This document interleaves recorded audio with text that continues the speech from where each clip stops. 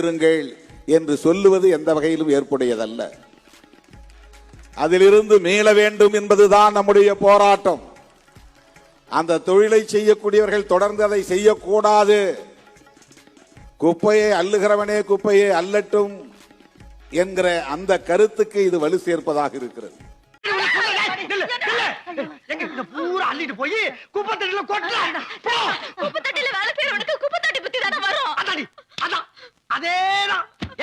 நான் குப்பத்தடியில வேலை செய்யற ஒரே காரணத்தாலதான் கொப்பனும் தொம்பியும் சேர்ந்து என்ன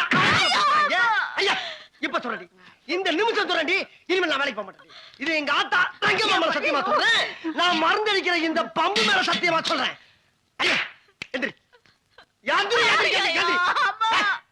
நேரம் இப்ப உங்க ஆத்தா வீட்டுக்கு போறேன். 1 லட்சம் ரூபாய் பணத்தோட வர்ற நான் போட்டி கடை வைக்கிறேன்.